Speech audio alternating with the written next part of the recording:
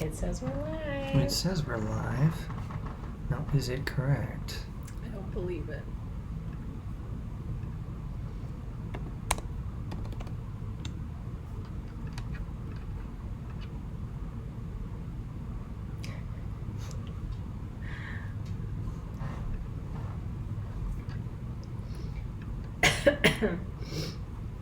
Let's see. She says it's working, but I don't see anybody in the chat. So she says that they see you. Where are my people? We don't see anyone in the chat. I don't see you. I'll feel better when I see you. The technologies. The technologies. It's going to be great once we get started, though. Hope you're excited.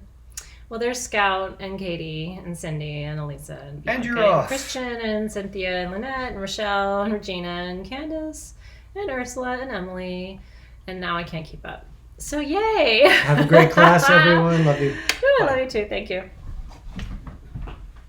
I even got a little headbutt on the way out. How are you guys? That is Dave. Tech support. Do I look bummed? No, I looked confused because I honestly did not know what the heck was going on. And when it comes to technologies, like that's not my area of expertise. I have to trust the system. So we are here and welcome. Welcome to session 1 of Soul Shift.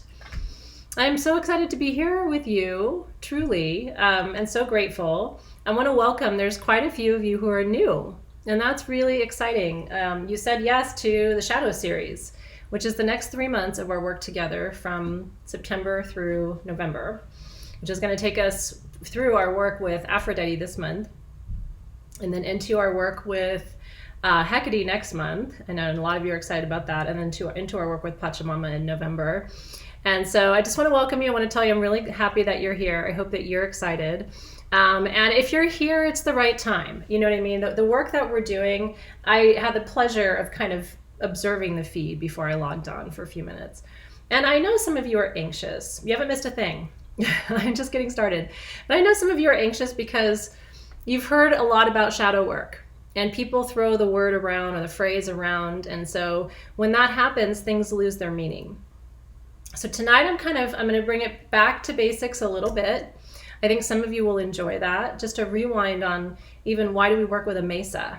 And so if you have your tools, we're going to be dedicating our tools this evening. And we're going to be going through your astrological worksheets, your homework, which the beautiful thing about teaching the way I do is it doesn't matter if you did your homework or not. If you did your homework, great, you get a gold star, you're very prepared. If you didn't do your homework, you can do it next week or next month or whenever the timing is right for you. But I'm going to walk you through it tonight. But I'm so glad you're here. Katie Marie said she's missed the past 3 months. So then you're just diving in right where you're supposed to be. The way I teach is you can't really fall behind because I believe in the concept of perfect time. So if you're here right now, it's because that's right where you're supposed to be. You're not behind. Anything that you need to know for what we're doing over the next few months, you'll get. So I wouldn't scramble to go back and catch up. You might find that later in the year, October, November, you're like, I want to go back and read that again, or I want to go back and watch that session. But do it when you feel right. Okay. Well, it's interesting, and I appreciate that feedback, Rosie. She said the homework was awesome. She never knew, yet she knew, right? Tonight's going to be a really good validation, I think, for a lot of things that you've suspected or you felt or you thought were just your intuition or a hunch. And tonight you're going to find out that there's more to it than that. So thank you for that. I really appreciate it. I do have the flu, which kind of sucks to have that while I'm in Denver. But I'm on a lot of cold medicine and I'll be fine through our class. And then I'm going to get a good night's rest tonight. I'm a warrior, man. You can't keep me down. So I have kept up with the show and everything else. But my daughter had the flu before I left. And I went into full mama bear snuggle mode with her. And she was drippy and everything all over me. And I usually, my immune system is so strong that I don't pick up the things. But as soon as I got on that plane and, the pressure of the cabin, it was like, kind of game over. But anyway, thank you for the sweet wishes. I appreciate it. Honestly, I wouldn't trade it. You know, it's like if I have to have a cold for 5 days because I snuggled her until she felt better, that's a small price to pay. Me too. Well, you know, I'm telling you, this is how we earn our Wonder Woman, you know, capes. Are these moments in life. I am taking herbal defense and elderberry and all the good things and ginger tea and all the things. So, and well, I'm going to inhale tonight. So if you see me enjoying tonight's smudge a little more than I usually do, it's because I am legit trying to inhale the smoke. The smoke of white sage and Palo Santo is antibacterial, antimicrobial, and antifungal. And so it really does like nip an infection right in the bud. I know, it's like, you know, I'll take your bugs, little one. That's what I'm here for. Okay. I have so much to share with you tonight. Oh my goodness, you guys. I hope that you're ready and I hope you're excited. If you're new, I want to tell you my team is taking notes. And the reason I have my team take notes for you, which they will post for you, is so that you don't have anything to do except just focus and be. Life is hard enough, and a lot of you multitask all day long, you know, taking care of everyone around you. And my goal with Soul Shift is this: I can take care of you. My team and I can take care of you. So your only job for the next, you know, 90 minutes, actually, yeah, about 90 minutes, a little bit more than that, probably 110 minutes, just over an hour and a half. It's just to be, just to surrender, just to let go, just to learn, just to snort, and just to receive. I've got some really, you know, I think tonight's insights are going to be really good medicine for you. I hope so.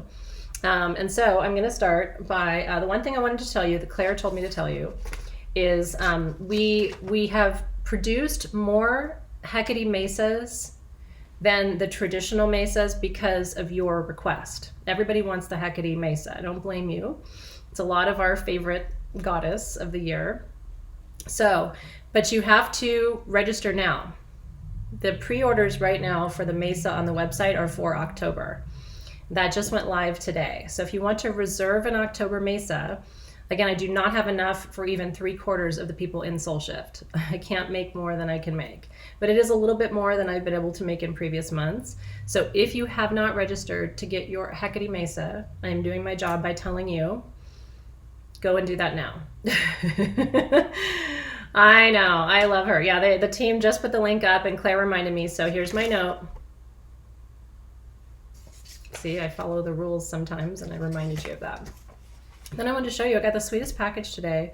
And I was sitting here because my team shipped my mesa and they did a beautiful job. They didn't send my bell. So just so you know, I'm going to go ding, ding, ding instead of ringing a bell because I don't have a bell to ring for you, but that's okay. But I don't have a smudging fan. And so seriously, I was sitting here going, well, you know, maybe I can go outside. A lot of times I'll find a feather and get lucky in the moment. And so I got this note and this gift today. Dave brought it. Someone was at the booth. I was out with Brooklyn and Alexis. And it says, "Dear Athena, this is a simple gift to you from my wild Wyoming home. Sage from the ranch where I live, and a feather from my beloved little peahen who blesses us with her feathers. A small, humble gift to you because of your many, many gifts to us. Blessings and much love from Megan." The universe, legit, within half an hour of me going, oh, I don't have a smudging fan. Maybe I should go look in the backyard and see if I can find a feather. This one has been sent with so much love. So anyway, I'm very, very grateful. So I'm going to start with a nice smudge, and I'm going to inhale as deeply as this little Greek girl can do. And I'm going to invite you to do the same. And so it begins. I'm serious. It's like just arrived on a platter. Such a beautiful thing. But you know, the more you live in appreciation of synchronicity, the more synchronous events transpire.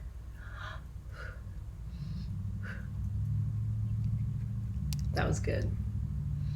And then just across my mesa, it has traveled many miles to be here with you and with me. It truly, truly, truly has. I have a giveaway this evening for you that I'm excited about. I had this power cube, this shungite power cube that I picked up at the show, and I was going to keep it. And then I was like, no, I think this would be a really good tool for someone to help you filter out the energies you don't need to be working with right now. You know, as you're going into shadow season, and it's tricky enough as it is, but it's really good to be filtering out energies that don't need to be attended to. Isn't that cool? So I'm going to give this to one of you tonight at the end of class. I'm super excited about that. Whew. And then I wanted to remind you, it's a good idea while we're in this season of work to be working with crystals. The melanite garnet crystals that were on the website this week are going to be very helpful for you. A lot of you got those. Some selenite would be really helpful for you too. It's one of the reasons I put those selenite and goethite pieces in the gem sale last night. This is a beautiful piece that I just picked up at the show. But keep some selenite on your altar this season. It really does clear harmful energies. It brings a little bit of light energy, a little bit of peace to your space. And it's just kind of like, it's between shungite and selenite, it's kind of all you need. You know what I mean? It's kind of like the yin and yang of filtering energies. So yeah, so I just want to show you that so that you get excited about that. And I'm going to burn some Palo Santo. Again, this is good medicine for me right now. And I want to invite you to roll your shoulders back, come into present time. A lot of you is just coming in off of work or getting ready to go to work later. Some of you have different shifts and times and taking care of all the littles and all the things that you do. So just kind of rolling your shoulders back and settling into your body a little bit. Giving yourself a gift of this time. Yeah, shungite's good medicine. I mean, and we need it. We know 5G is everywhere now. So we have to figure out how to work with these frequencies. I was talking to somebody about 5G today. It was an interesting conversation. I was like, you know, shifters would love to have eavesdropped on that. Let me inhale real quick.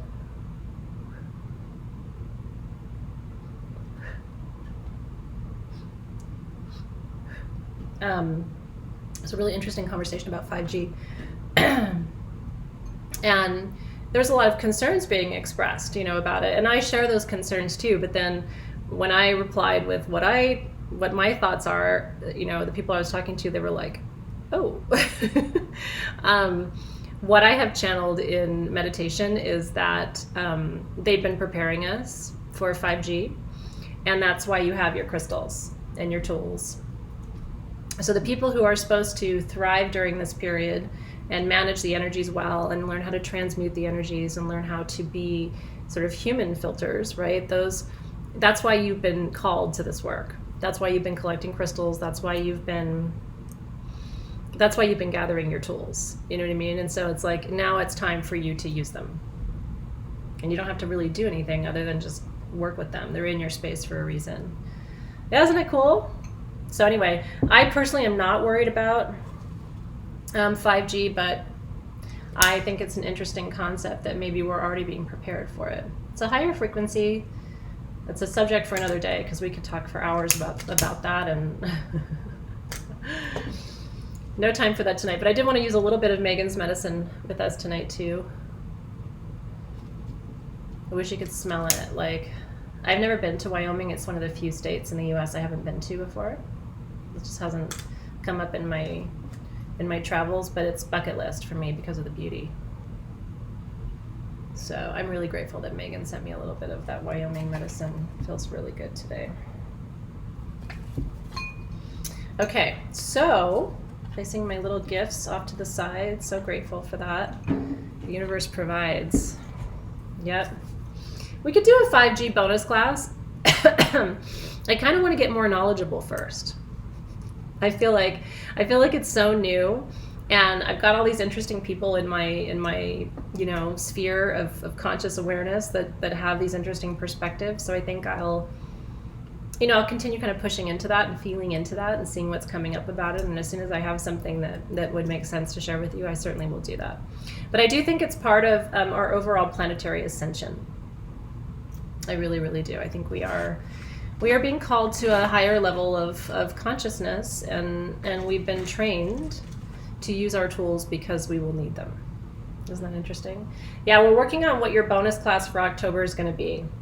There's kind of equal demand from you guys for a Hermetic Principles bonus class, which honest to goodness we need, right? Because everybody's got to be up to speed on that in order to really get the most out of Soul Shift. And so I will for sure do a Hermetic Principles bonus class for you. But there's equal demand for a light and dark codes class, which I'm equally interested in delivering to you. So part of me is like, well, we could do like an hour where we do 30 minutes or 45 minutes of a Hermetic Principles debrief, and then we could do 45 minutes of a light code, dark code. You know what I mean? Or would you one in October and one in November or something like that? It's a great question. By the way, welcome to all of you who are new. Cricket said, I'm new. What is 5G? 5G is the new frequency that most cell phones are using now. We were on a 4G network up until very recently. And I can tell you, because I'm traveling a lot, I travel all over the world. And when I was in Paris, it was 5G. I'm in Denver, obviously it's 5G here. I've been in lots of different parts of the US and outside of the US. In Oslo, Norway, it was 5G.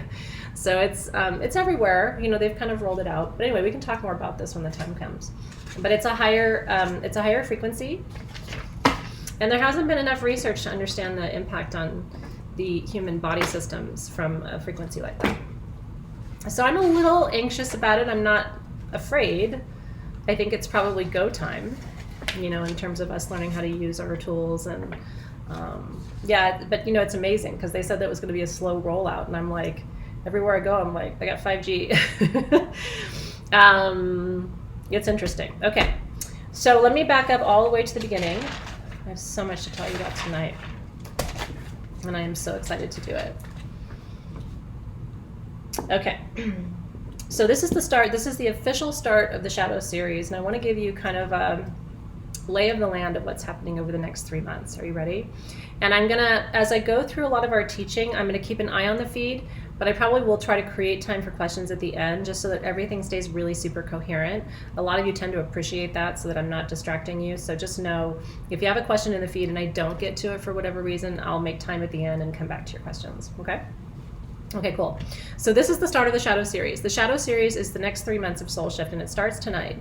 And so this is session 1 of 4 sessions this month. Then you have 4 sessions in October and 4 sessions in November.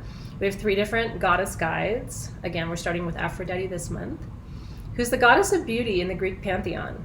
But I'm taking her in a different direction than we've thought about or than we've worked with before. And I'll explain a little bit tonight about what that means, and then we'll talk more about it as we go through our following sessions. Next month, Hecate is the heaviest of our work together. I also have ayahuasca ceremony next month as well, so I'm going to be going into ayahuasca space to bring back wisdom to share with you. I think I'm journeying one day before or after session 3. So that should be a really interesting process too. I'll be bringing back lots of good wisdom. And then in November, we're working with Pachamama. And we're going to do a beautiful despacho ceremony at the end of the month, which is returning back to the earth everything that we no longer need to carry. And by the end of November, you'll have quite a bit to give back to her. So what I want you to think about is, and we could even do this in a formal way, almost like creating a little wastebasket off to the side. So every time you're uncovering energies and you realize that you don't need to carry those anymore, it's like set them to the side and compost them. And then together at the end of November, we will return all of that energy back to Mother Earth. And I think that's going to feel really good. By the time December 1st comes, my intention is that you will feel lighter and clearer. I've got like chills up my spine. That you will feel lighter and clearer than maybe you've ever felt. But to get there, okay, you have to start here, and there's no shortcut, is what I've learned. The only way out of it is through it. Do you know what I mean? But that's why tonight I want to reassure you that you're in a really beautiful, safe place to do this work. I am fastidious about creating a tight, energetic container. I also take this work really, really seriously, and I'm here as a support system for you. So, think of it like you're riding your tricycle with the training wheels on, but I've got my hands right over you, so you're not doing this alone. So that's the first thing you should know. The second thing you should know is that everybody does shadow work. Every single person on this planet does it. Most people do it too late and involuntarily. And they do it by force, because the universe, if you don't willingly do this stuff, the universe will bring it up and just push it right in your face. And that's where you see people end up in really kind of scandalous, difficult, tragic positions in their life, because They've been pushing this down and pushing it back and pushing it in and pushing it out their whole lives. They don't want to deal with it. And so I'm trying to help you avoid that. And I have people in my own family, in my inner circle, who have done that la game their whole life. And it's like, this is unavoidable work. It's just a matter of when you do it and where you do it and who supports you as you go through the process, right? So anyway, we're here for you. You're surrounded by people who love you, myself included. And there's a lot of people in this group who've been doing shadow work for a long time, right? So, and then those of you who are new, just know that you can ask any question you want as we go along. There are no dumb questions in this class. I was a teacher for 15 years at college before I started teaching Magical Sabbatical 8.5 years ago. So I've been a teacher for more than half my life. And I can tell you, there's no dumb questions. So always ask, and I'm happy to answer. If I don't have an answer, then I'll try to help you find one. And we'll work together on that. Yeah. Well, and then Stephanie said, her relationship just ended up because her partner won't face this. It's really tricky, and you can't force someone to face it. You know what I mean? They got to come to this in their own time, through their own means, of their own volition. Otherwise, they'll be resentful of you, right? This can't be an ultimatum. And that's the other thing, too, is everybody has a shadow.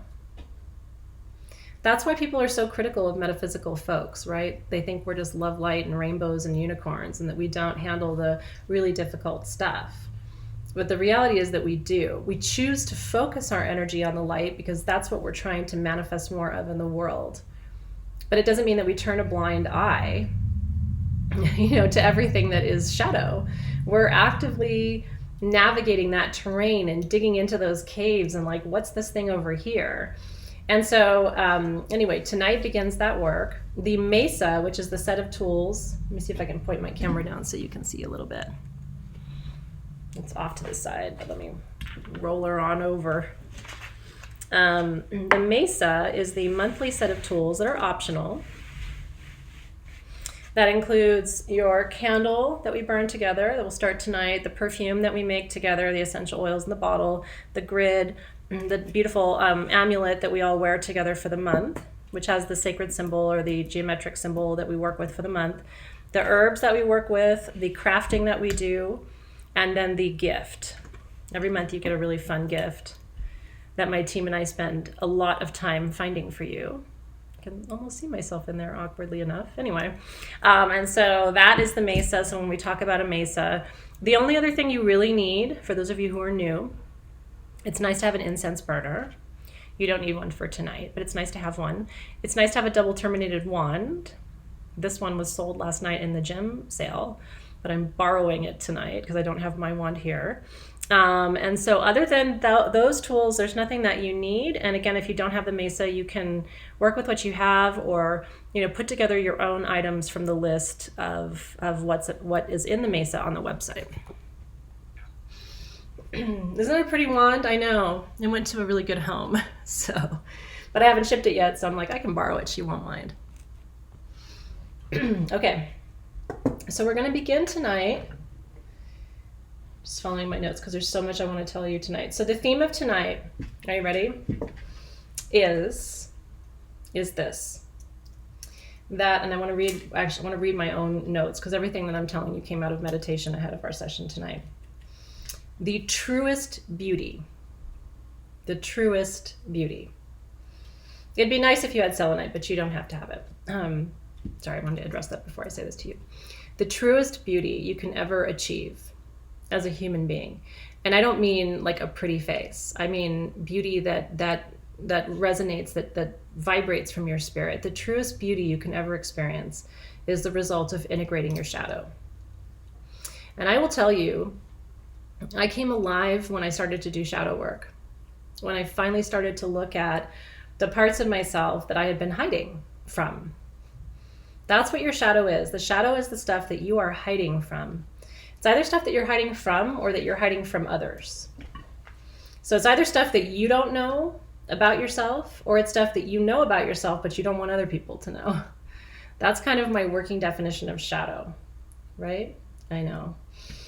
Okay, so we begin tonight by talking about Pluto. Pluto is the shadow planet in your natal chart. And Pluto tells you about where your hidden things are, what you're most likely to hide or to feel like you need to hide, right? But it also tells you a lot about where your greatest gifts to transform are. In other words, how you transform your own life, other people's lives, the planet, your family, how you personally do that is Pluto in your chart. So tonight I'm going to walk you through, since it's session 1, everything about Pluto in your natal chart and help you understand its position. We're going to talk about the signs and the houses. The signs are a little less important because Pluto doesn't transit the signs very often. In fact, people who are born in the same year will all share Pluto in the same sign. But the house is different. It depends on your birth time. And so that's where it becomes really interesting. So we're going to focus on Pluto in the houses. I will tell you, it's easy to feel called out with Pluto in the houses. And nobody has a great Pluto. I will say that. Everybody's got sticky, icky, tricky when it comes to Pluto. And so, but for a lot of you, this is going to make so much sense. And when you look at your partner, your children, your parents, it's really important to know where you grew up. Like your parents, your nuclear family, what were those Pluto relationships like? So is their shadow different than yours? So the shadow is a little bit different than your wound, okay? Your wound, oftentimes you'll claim it. Most people are willing to be open about their wound. Oh, I have a mother wound, or oh, I have a, whatever it is. I have a wound around my physical appearance, or I have a wound around my, I don't think I'm smart enough, or whatever. Most people will kind of own their wound. People don't like to own their shadow. They really don't like to say, this is what my shadow is, because the reality is they've been struggling for decades to hide it from themselves and to hide it from you.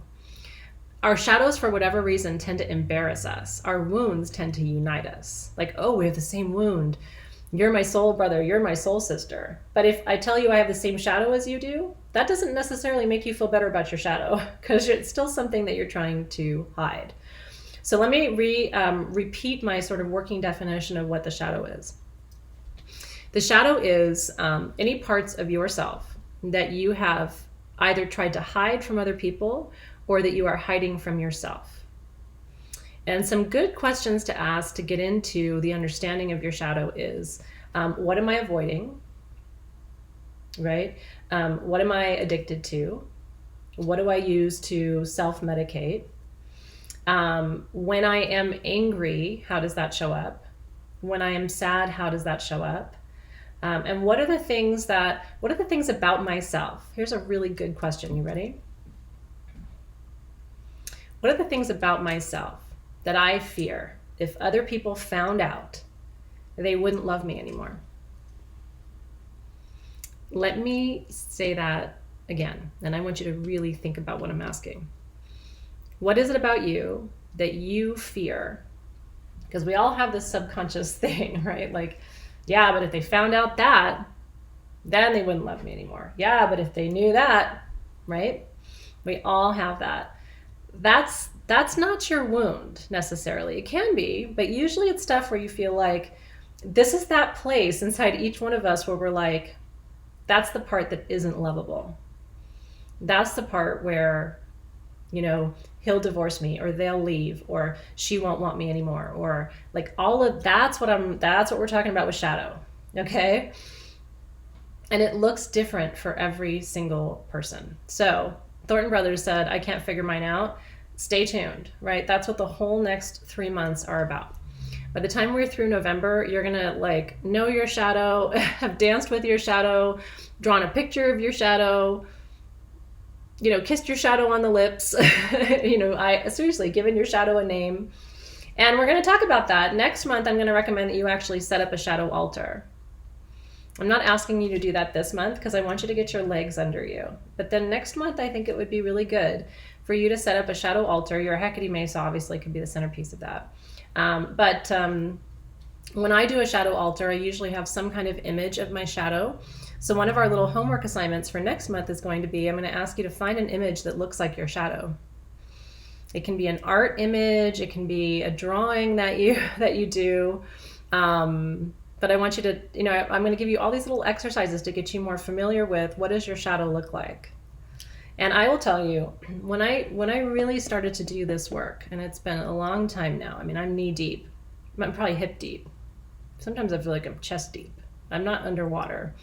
But it's an ongoing practice. In other words, if people tell me they're done with their shadow work, I really don't know what that means, because you can't be done with this. I mean, as long as you're on the planet and you're dealing with humans, like, shit's going to happen and your shadow is going to emerge. Something's going to trigger you, or right? But as soon as I started to do this work, I came alive.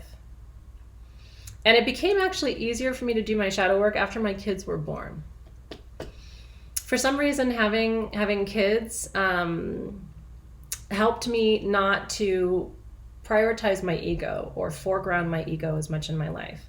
I think that was the really the pinnacle experience for me, of having to completely let go of like what's best for me and really just think about what's best for these other people. And it forced me to focus on what my issues are. And what I found out about my shadow, and here's why I'm doing this work with you. This is it. I really want you to hear me on this. What I discovered is that the parts of me that I love the most today, okay, the parts of me that I like the most, the parts of me that are the most fun, I think, used to live only in my shadow. I didn't acknowledge them. I didn't understand them. I didn't even really know they were there, because they were hidden in these like caves, and just I hadn't indulged them. I hadn't asked the right questions. Nobody had tried to pull some of that out of me. But I wouldn't be sitting here with you today. I wouldn't be teaching this class, honestly, if I hadn't done that work. Because what I realized is, in a lot of the different parts of me that I struggled with, like, I've always been a very sexual person. I'll give you one example. High sex drive, and also very sexual, even from a very young age. And I was always told, you need to calm that down. That's inappropriate. You can't have those feelings, or you can't have those feelings in that way. And so until I really started to dance with my sexuality a little bit, absent people's judgments and projections and whatever else, I didn't realize how much of my my power and my beauty and what's fun about me is hidden in that. And it doesn't have to have a sexual expression. But because I denied the whole shebang, you know what I mean? Like, I was like, okay, all sexuality going in a closet and door closed. And for a long time, I just completely denied like that entire side of myself. Do you guys understand that too? I mean, I shut that door. And I look back at pictures of myself during that time in my life, and I don't even know her. I mean, if I showed you the pictures, you'd be like, who the hell is that? And I'm like, I don't know. But she wasn't happy. She wasn't fun. She was struggling. She felt, right? She felt unseen.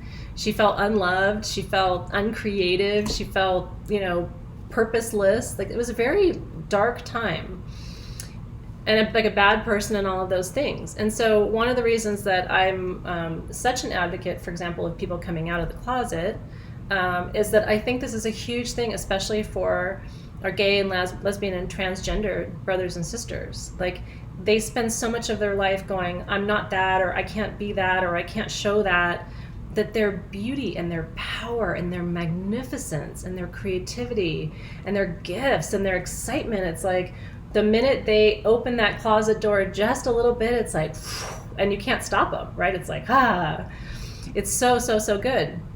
But it happens to people who aren't gay, lesbian, bi, transgender, transsexual. Like, it happens to people who aren't that, who just are repressing that part of themselves for whatever reason.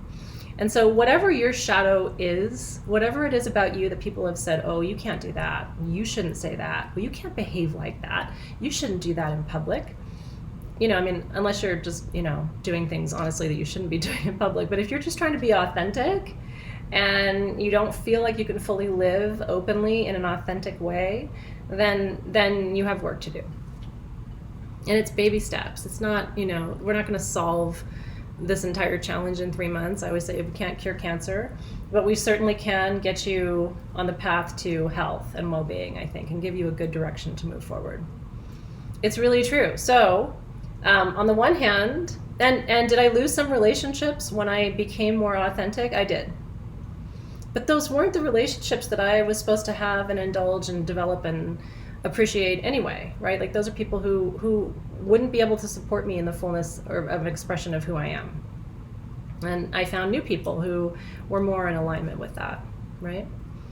And they come around too. I mean, in terms of family relationships, like certainly with my mother, it was really tricky, but even she's come around, right? Sometimes it takes a decade or two, but a lot of times they do come back around. That's right. Well, I'm really glad that this resonates with you guys. So just be prepared. Like some people are not going to be able to support you on certain parts of your path, and sometimes that is a very challenging situation, but one that is not one to feel too much sadness about. Okay, shadow is not darkness. Let me be very clear about this. Shadow is not evil. I want to draw a really important distinction on that note. There is a difference, and I believe that both exist. Okay, so I am not saying that when we do shadow work, it's an invitation to just let all the ghouls and goblins and entities and whatever else have a field day. Like that's not what this is. And so when people say, oh, I'm so worried about doing shadow work, my question to them is, the worst thing that's going to happen to you is you're going to meet yourself. Is that really so scary? This is not, it's just stuff about you that you don't know or trust enough in yet to let it really emerge and marinate and soak in, right? But it's not. Evil is evil. Do I think evil is real? I do. I mean, that's another topic for another conversation. But that's not what we're talking about here. So I just really want to separate those two things, right? So shadow sounds really bad, and there are people who talk about shadow work, and I think sometimes they're talking about other things that maybe we're not speaking to. So I want to really separate those concepts. That's right. Okay, so glad that we understand that. What we're going to be doing over the next 3 months, in my opinion, is bringing light to some very dark places inside of you, just places you haven't turned on the lights in a long time. So we're going to go in and we're going to flip on the switches, and some of those rooms we're going to be like, no, I don't need anything here, shut off the light. No, I'm going to pull up the sheet and see no, there's nothing there for me. You're not going to be harvesting everything, but you're going to be exploring a little bit, and I'm going to ask you to get outside of your comfort zone a little bit and to test the waters a little bit, right? And so we will be doing a little bit of Jungian stuff. Sparrow's asking about shadow as different from anima, animus, but the reason I don't use too much Jungian terminology is that I don't want this to turn into a psychology class. Do you know what I mean? It's really not what that is. And that can kind of throw people off, and it feels too academic, and I can explain those things to you in other ways that I think will be easier for you to understand. But yes, there is a Jungian psychoanalytic framework underlying everything that I'm teaching you. I'm just not using the exact words. So don't worry, anything you need to know, I will explain to you and define your terms for you. Yeah, I know. I honestly, it's if you wanted a Psych 101 class, you know what I mean? I know you would go to university and take that. So that's why I'm trying to pull some of the psychological concepts into a metaphysical context and deliver the material to you in that way. Cynthia's like, she pulled out her Jung notes and it hurt her head. It's not super complicated. I mean, the anima and the animus are our masculine and feminine dualities within us, right? It is that masculine and feminine. But the shadow doesn't depend on your masculine or your feminine. It really doesn't. Your shadow transcends those two parts of who you are. So that's why I'm not using the terms, because to some extent they're relevant, and then to some extent they're not. Does that make sense? I know. And the labels are the labels. So, okay, let me see. When you do shadow work, you tend to lose weight. That's one of the huge side benefits of shadow work. If you are carrying extra weight on your body, and not everybody is, but if you are, let me just tell you, that is unacknowledged shadow. And unacknowledged shadow, it takes a lot to feed it. It's like it's hungry. It will take your energy, and it'll take your food, and it'll take your shopping for things that you don't need, and it'll take all of that. It's like a machine. Your shadow will just keep taking from you. And so once you acknowledge it, it's like you get liberated from that, and it's like, you know what? I don't need to eat 2 portions of every meal. I don't need to buy things that aren't in alignment with where I'm at right now. I don't need to do some of those things. So it moves some of the dysfunction out of your life, and that can have a real physical effect. This is the process. What we're doing right now is the process of self-mastery. I have a lot of friends who call themselves life coaches, okay? And nothing against them. I think the concept is very interesting. I've never referred to myself that way, although I guess potentially that's what I do. But I will say this, like this is the best possible coaching that anyone can provide to you. Because at the end of the day, if you're stuck, it's because there's stuff that you don't know or stuff you don't want to look at. And if you can finally crack that code, all the obstacles fall away and all of your excuses are gone and all of your projections. People project their shit onto other people when they haven't looked at their shit. Have you noticed that? Like, really think about that. When people are like, oh, she's this and he's that, blah, blah, blah. 99% of the time, what they're saying about those other people is actually about them. But they've never looked at it. So if you're a projector, if you're constantly going around going, well, you know, she did that, and well, he did that. I didn't like the way she did that. And he could have, you know, he missed, blah, blah, blah, blah. You will stop doing that once you look at your shit. So your relationships are going to get better. Your relationships are going to get more functional, okay? And even David and I, like, you know, we have these conversations, and he'll call me out and say, you need to own that. That's just a projection. That's actually something in you that you don't see, and you're putting it on me. But I also will say the same thing to him. I'm sorry, but that's your stuff, and you need to deal with it. And I can't deal with it for you. So when you're good, when you're done looking at that, we can have a conversation about it. But it changes your relationship dynamics. And you can even have a safe word like shadow. You're shadowing all over me. Don't do that. Right? It's so good. And then when you become aware of it, it's like, oh my God, I am. Sorry. I'm sorry I did that. I'm still really human. You know what I mean? You will get there. At first, you know, he was a little resistant to all of it. And then afterward, he was like, honestly, it's really true. And he could see it more in other people at first, and because it's easier to see it outside of you, and then he could roll it back and see that he was doing it too. And me too, because I still do. I shadow all over him sometimes. I have my own shit, and I'm not through yet. And I still get triggered by stuff because I'm alive. Sorry. You know what I mean? Like, we all have our things. Okay, shadow jazz hands, that's right. Okay, so becoming whole is a process of integrating the parts of you that you don't know about or you don't want to talk about. And as soon as you get there, you will heal. Okay, in your notes, I gave you something new that you guys noticed and liked, which I was really excited about. Every time I saw an image of it in the group that you guys are printing them out and signing them, I was so stoked. This came from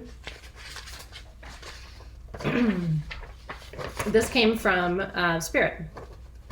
And it was, in fact, the day that I booked my next ayahuasca ceremony. I meditated, and it came to me that you needed to sign this going forward every month. Not to me. You're not sending this to me. You're signing this to yourself. This is your commitment to yourself to do this work. And in a perfect world, I would love for you to hang this somewhere where you see it. And so what you're committing to is to honor your light and your darkness in sovereignty and to fully acknowledge all aspects of your beauty this month. So if you haven't signed it yet, you don't have to. I encourage you to, and you can sign it when you feel like you want to do it. There's no like timestamp on it, and if you're conflict avoidant or commitment avoidant, that's your shadow, right? Laura needs printer ink. I wish you were here. I would just print it for you. Yeah, you know what I mean? Or like write the sentence out yourself. It doesn't have, I mean, this is pretty. Gabriel did a great job. But you can just write it. I mean, you don't have to print the thing, right? You can just write it out and stick it. But it's in your materials for the month. Okay, so we are going to begin. Before I continue teaching you, I want to do an exercise with you.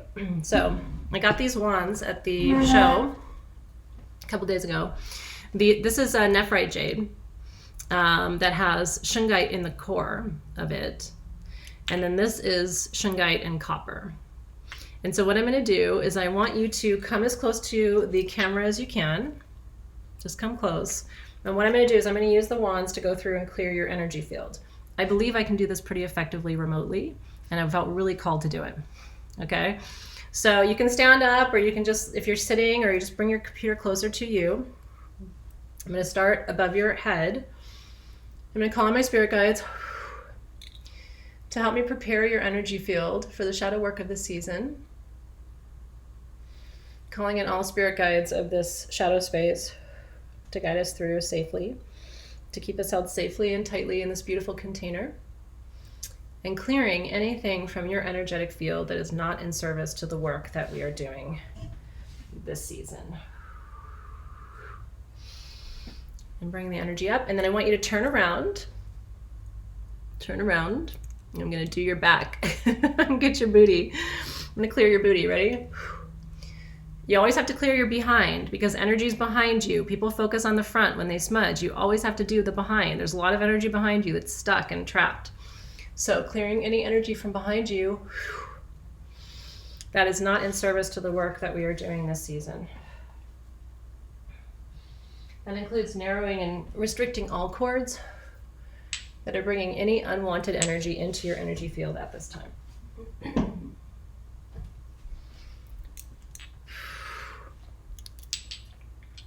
I'm just going to quickly do mine too.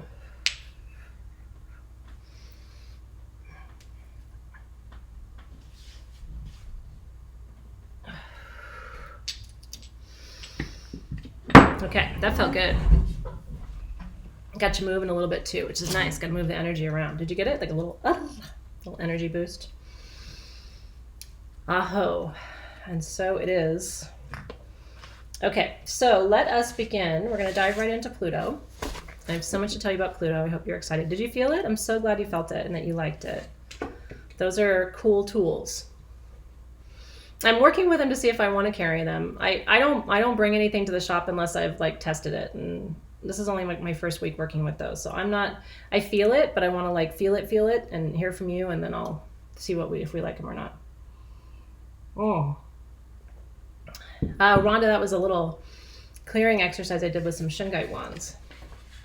That felt pretty good. I do want to tell you that your shadow tarot spread, I loved hearing about your spreads and seeing them, so I'm glad you're enjoying that. That's a little kind of exercise you can do on your own. We're not going to talk too much about that tonight because it's pretty straightforward, but that's all in your notes if you haven't seen your notes yet.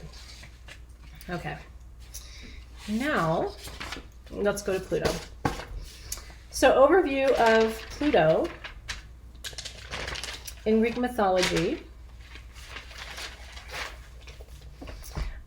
Did you know that Pluto is the Roman version and Hades is the Greek version? And they are both the gods of the underworld.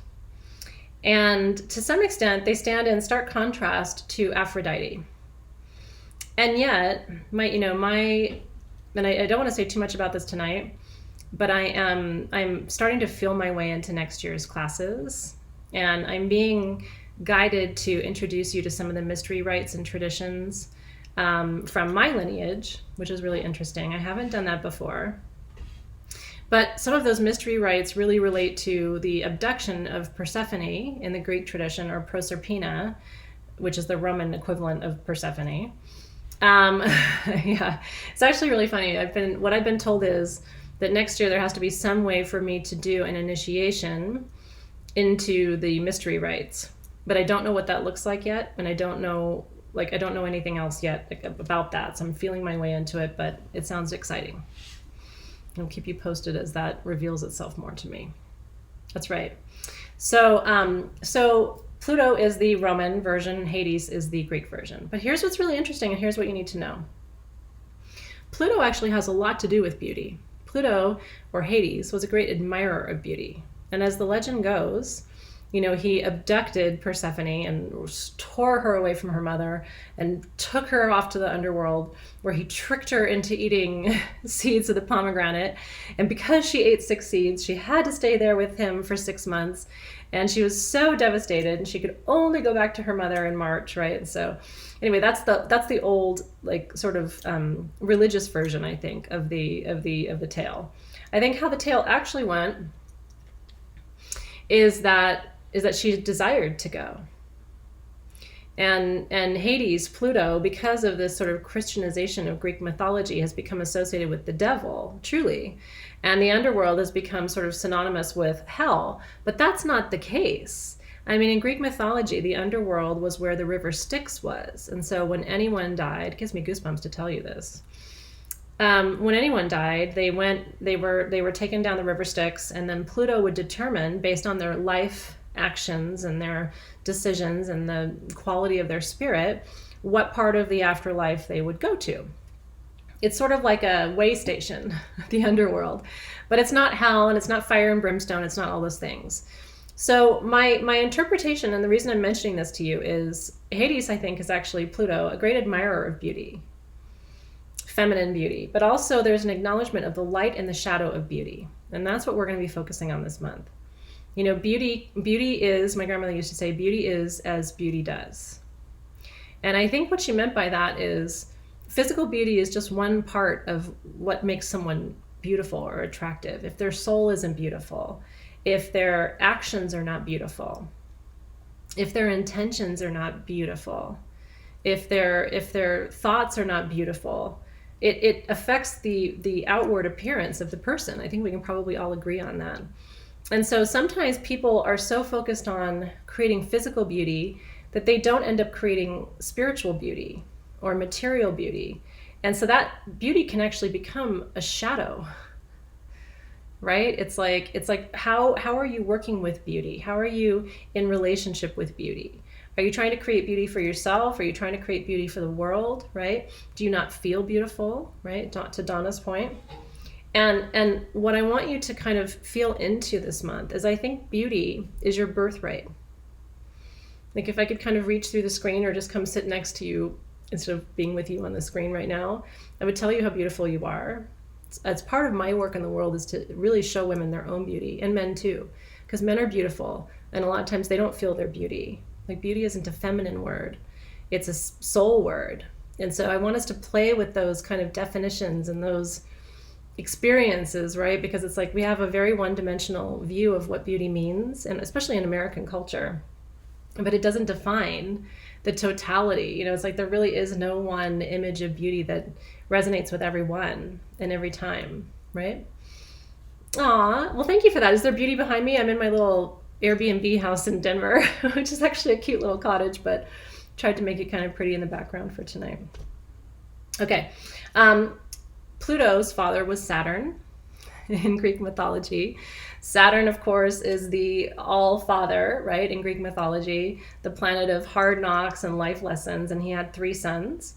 And so he had Jupiter, he had Neptune, and he had Pluto. And so he gave the 3 different realms, the upper realm, the middle realm, and the lower realm, to his 3 sons when he died. And so he gave Jupiter the upper realm, he gave Neptune the oceans, and he gave Pluto the underworld. And a lot of people always have seen that about, you know, as sort of like, you know, Pluto got the short shrift because he got the underworld. But what he actually got was the oversight of the permanent decisions or the outcomes for every soul once they crossed the river Styx, which I think is really interesting. Oh, I love that you guys are connected to Saturn and all of that. Okay, so Pluto in the natal chart, that's why I want to tell you about all of this before we start to understand astrology. It's not just your darkness. It's really understanding who you are and what motivates your actions, right? Because Pluto is the one who judges you at the end, right? He's in charge of that.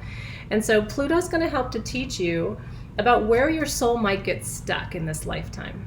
Does that make sense? Where you are inclined to do things that aren't in alignment with your highest good.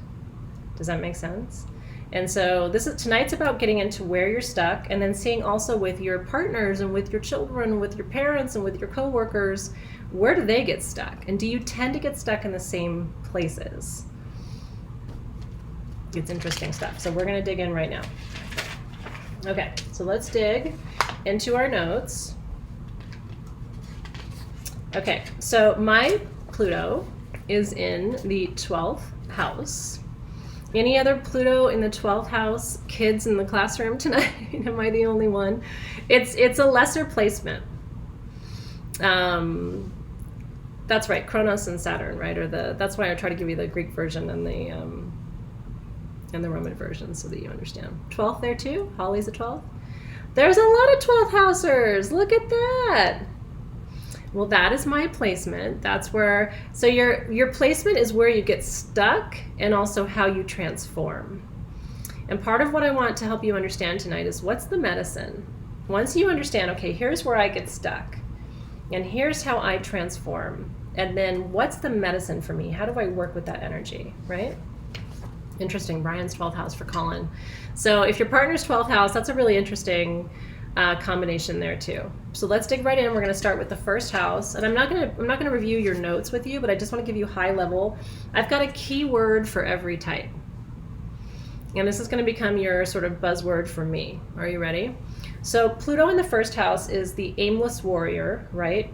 This is the position of inconsistency. Do I have Pluto in the first house people right here? You guys are the ones who either go really strong and hard or you don't go at all. You tend to back out of projects usually before they're complete.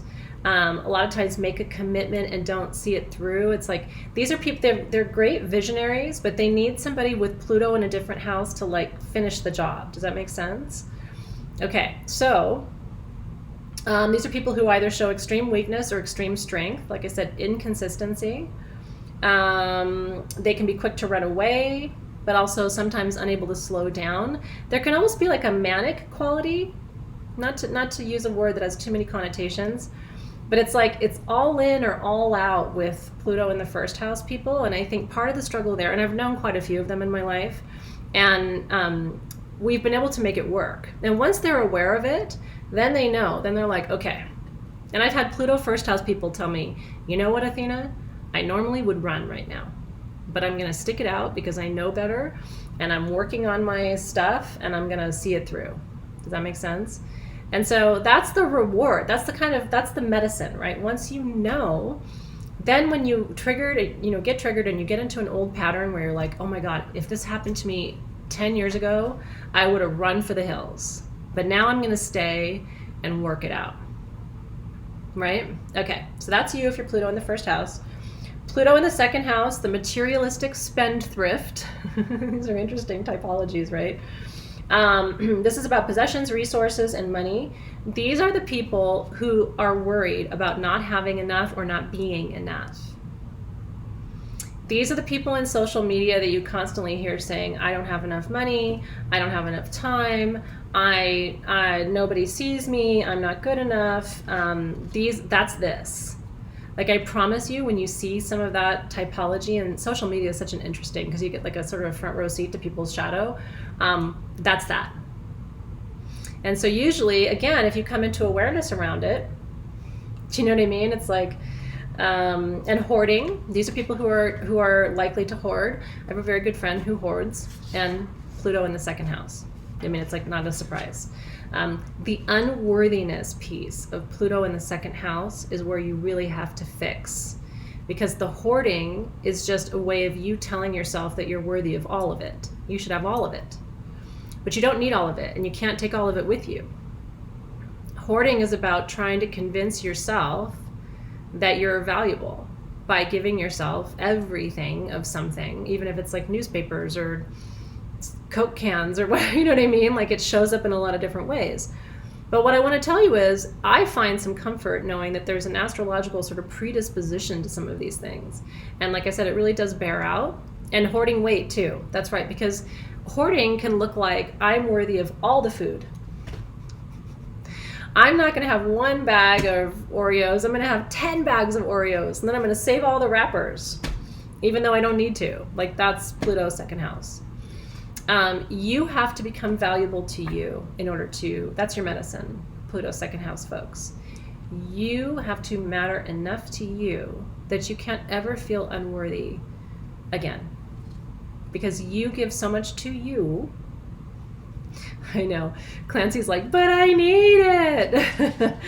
It's really true. But these are people who have a core feeling that they're probably pushing down and denying and repressing, that somewhere they don't feel worthy enough.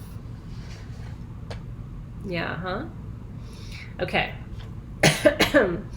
Pluto, third house, is the mental know-it-all. I struggle a little bit with this typology, just because I'm a very intellectual person too, but these are people who sometimes can run without facts. These are people who like the gossip sometimes, like, "Ooh, did you hear?" Or, "Oh, I can tell you this," or. And I'm not a gossiper. I don't really like gossip. I actually think gossip is a very low vibration energy. So when people come to me and they're like, "Oh, did you hear? Did you hear? Did you hear?" I'm always like, if I need to hear something, I will hear it from the person that you are talking about. But I do not need to hear it from you. But with these people, you can't stop that because they'll just go find somebody else to gossip to.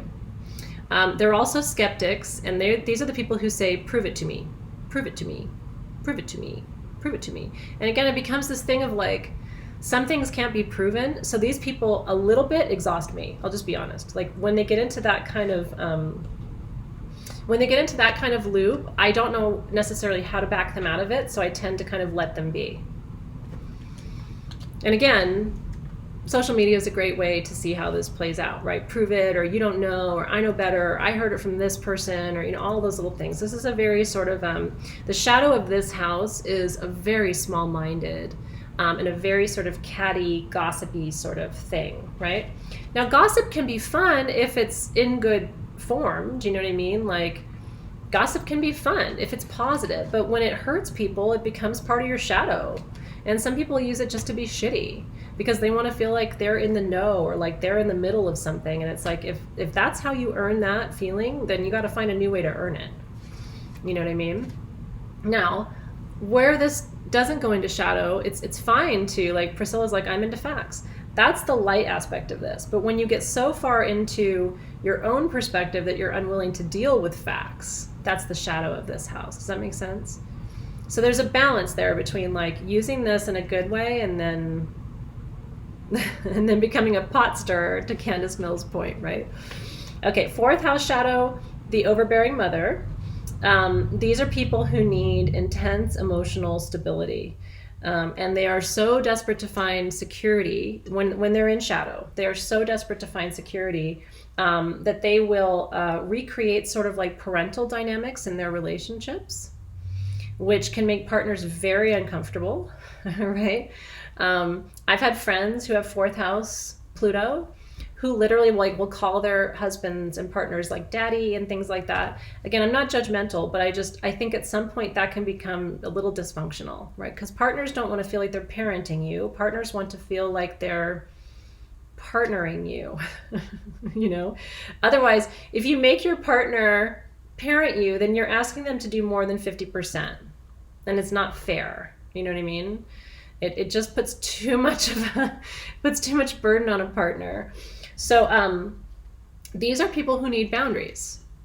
And these are people who need to know, right, that they have within them that emotional security. They are their own mom. They are their own dad, right? They don't need the next door neighbor or the man down the street or the checkout person at CVS to partner them or to marry them or to mother them or to father them, but they look for things from people that they shouldn't expect. Does that make sense? And that shadow can get them very, very hurt.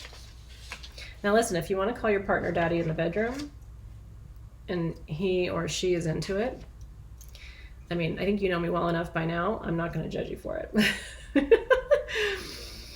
That may be the fun side of the shadow, right? But I mean, I'm talking about like real deal stuff where people are like, you know what I mean? Putting their partners in some weird positions. Yeah, I don't think if someone calling me mommy in bed is not interesting to me, but to each her own. That's not where I'm going with this. I have to keep it light. We get so serious. No, Joe, I am not eavesdropping on you, darling. Cutie pie. I love that you guys could laugh, right? And I don't have a whip. Brooklyn took my whips away from me because I didn't behave well last night. She literally physically removed them. So see, we're on the same page. I love it. Okay. Pluto, fifth house, is the show off. Okay. These are people who, these are the people in social media. Again, I use this example who say, I'm not seen. Nobody sees me. Do you see me? I don't know why people don't see me. I'm not seen. Because for them, if it has to be, they literally physically have to know that they're seen. There's this like invisibility thing. That was my keyword for this profile. It's like, and it's like pouring down a well. You can say, I see you, I love you, I'm with you, I'll never leave you, I support you, I adore you. You can say all of those things, and they'll still say, yeah, but do you see me? And it's like, these people can push people away. That's the shadow of this. These people, ironically, the ones who need to be seen the most, can, if they don't figure this part out, can actually end up feeling very alone, because they're so draining in the like, do you see me? Can you see me? I need, that everybody in their life is like, you need more than I can give you. And they back off. Do you know? And I've had friends like this. I've never had a partnership like this, but I've had friends like this, and it's like, and then look at me again, and look at me again. And sometimes in social media, it's really funny, but I actually try to monitor how many times we use my face in things on social media, because I actually worry sometimes. I don't want people to think that like I need to be physically seen like that. I don't. I'd rather show people a pretty crystal or something like that. But it's also important for people to know who I am, so I do have to use myself sometimes. But like, I think about the people on Instagram. I literally have people that I follow, and every post is like a selfie, or like a series of selfies where you swipe and it's like, first they're looking to the left, and then they're looking to the right, and then they're, it's like, it's the, do you see me? Do you see me? Do you see me? And it's like, I sure do. I just saw about 800 pictures of you, actually. But it's interesting because I'm mindful of that because of Pluto work. I don't want people thinking that I have to, that I have fifth house issues. Okay, sixth house shadow is the cranky critic. And I have a lot of people around me who are in this position. And listen, take as many selfies as you want, but do it in a healthy way. If that's your shadow, then you need to ask yourself why. If it's not your shadow and you're just like, look, I'm all healed and well, but I just think I look fucking awesome today, and I'm going to take 800 pictures of myself because the lighting is right. That's not your shadow. That's you saying, as an adult, I'm going to take 8,000 pictures of myself today. Ready? Go. Like, that's a conscious, good decision. But it's different if it's coming from a shadow place. And there are times where you should take 800 pictures of yourself. There are times where I see pictures of you and I'm like, what does that look like from behind? You know what I mean? What does that look like from the left? Like, I like pictures of people, so I'm not judgmental, but awareness is important. Okay, the cranky critic is the martyr, who's always finding fault with everything. This is the quest for perfection, and these people are very difficult to satisfy, very difficult to be in relationship with if they haven't healed this. It's, on the one hand, so when these people are not in shadow, they are so loving, so giving. They will serve you, they will support you, they will make sure you have everything you need. You'll feel so well taken care of by Pluto's sixth house, unless it's not healed space. And then what you'll find is, well, if you had done it this way when I first asked you, then you wouldn't have to do it again. But now you have to do it again because you didn't, and so hopefully this time. And I'm literally like mimicking a friend of mine who has this position, right? So you have to try to be more in that loving observation, service place, more than the, well, if someone had listened, and you know who you are. I know, my mom's a little bit like that. I actually have never spoken like that to anyone, and I pride myself on it because that's a very scary thing for me, right? Well, okay, so that you know who you are, cranky critics. The seventh house shadow is a very interesting one. The seventh house shadow these are the people who will stay in a relationship even when it's unsafe. And sometimes I've had people come to me and go, why? I've got friends who will like stay in these relationships even when they shouldn't. Like, it's not a good relationship. It's not healthy. They're not getting what they need. And it's because these people are loving codependents. These are the fixers a little bit, right? This is And all of us, when we see a little puppy who's struggling, we all want to help. But at some point, that puppy also has to help be able to heal itself and be able to move on its own, right? This is a tough one to watch. I've had a lot of friends and colleagues in this position with this particular Pluto, and it's tough to watch them. I'm glad this is resonating with you guys, by the way. I will tell you, like, it's tough to give this to you because it's like, this is the shit nobody wants to talk about. But I also will tell you, like, if you can finally get real about some of this and see where you're sticky and icky, this is what's going to be the game changer for you, because you're just going to stop. You're going to shift, and it's going to be a conscious choice for you to engage these dynamics in a different way.